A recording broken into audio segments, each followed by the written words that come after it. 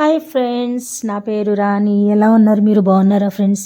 నేనైతే కొంచెం ఈ 2 రోజులు కొంచెం బిజీగా అనమాట. ఎందుకంటే పండగ ఇంకా దగ్గర పడిపోతుంది కదా, బయట షాపింగ్ అది కొంచెం బిజీగా అయిపోతున్నాను అనమాట.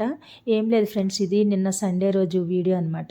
ఇది నేను నిన్న పెట్టడానికి నాకు కుదరక, ఎందుకంటే నిన్న మేమందరం బయటికి వెళ్ళాము, పిల్లలు నేను. అందుకనే ఈరోజు మండే రోజు ఇప్పుడు ఈ టైంలో నేను వాయిస్ ఇచ్చి నేను ఇప్పుడు అప్లోడ్ చేస్తాను. ప్లీజ్ చూసి లైక్ చేయండి ఫ్రెండ్స్, ఎందుకంటే ఇంత కష్టపడి వంట చేసాను కదా, అందుకేనమాట. ఎందుకంటే వీడియోస్ పెట్టట్లేదు, కొంచెం గ్యాప్ ఇస్తున్నాను, ఏమనుకోవద్దు. అలానేసి నన్ను మీరు మర్చిపోవద్దు, ఓకేనా?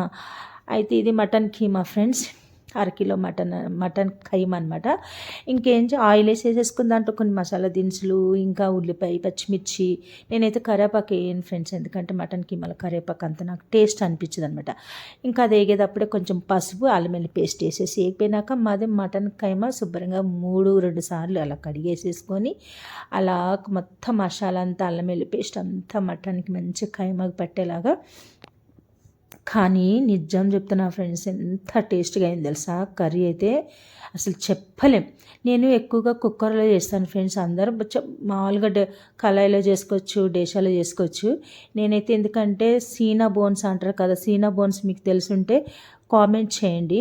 ఆ సీనా బోన్స్ మటన్ కైమాలో కంపల్సరీ నేను మటన్ కైమా తెప్పించుకున్నప్పుడు కంపల్సరీ ఆ బోన్స్ వేయించుకుంటాను అనమాట. ఎక్కువ బోన్స్, 2 నల్లీలు అయితే కంపల్సరీ అయితే మనకు ఉండాల్సిందే. నల్లి లేనిదే మనకు ముద్ద దిగదు మటన్లో. 2 నల్లీలు అయితే కంపల్సరీ ఉండాల్సిందే మనకి.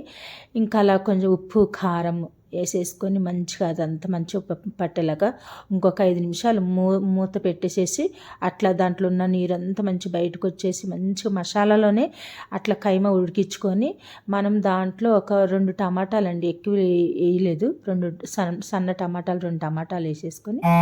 ఏం లేదండి, నాకు కుక్కర్లో వండడం ఇష్టం. ఎందుకంటే బోన్స్ చెప్పే కదా, సీనా బోన్స్ అని, అవి మన కుక్కర్ 2 విజిల్ తీస్తే చాలు, సాఫ్ట్గా నవలొచ్చు అనమాట. కైమలో ఉడికిన బోన్స్ చాలా టేస్ట్ ఉంటుంది. అందుకే నేను కుక్కర్లో వండుతాను. డేషాలైనా వండుకోవచ్చు, యువర్ చాయిస్ ఫ్రెండ్స్, ఏమనుకోవద్దు. ఇంకా 2 టమాటాలు అలా వేసేసుకుని, అది కూడా కొంచెం మంచిగా పట్టించి, కొంచెం టమాటా కొంచెం మెత్తగా దగ్గర పడ్డాక ఒక 1/2 గ్లాస్ అంతా వాటర్ వేసాను అంతే. పక్కనే వచ్చేసేసి కాళ్ళకూర చేస్తున్నా. 1/2 గ్లాసే పోస్తున్నాను చూడండి, నీళ్ళు అయితే ఎక్కువ పోసలేదు. అట్లా పోసేసి 2 ఇజుళ్ళు అయిపోయాక మనం మళ్ళీ ఇజులు తీసేసాక ఒక స్పూన్ అయితే కొబ్బరి పొడి వేసాను. 2 ఇజుళ్ళు అయిపోయినాక కర్రీ చూసారా అట్లా ఉంది, కొంచెం వాటర్ ఉన్నట్టు అనిపిస్తుంది కదా. ఇప్పుడు నేను మళ్ళీ స్టవ్ ఆన్ చేసి ధనియాల పొడి, మసాలా పౌడర్ 2 వేసి, కొంచెం కొత్తిమీర వేసేసుకుని ఇంకొక 3 నిమిషాలు 4 నిమిషాలు ఉడికించుకోవచ్చు. ఎందుకంటే కొంచెం గ్రేవీ ఉంది కదా, గ్రేవీ కొంచెం దగ్గర పడి చిక్కబడే వరకు అనమాట.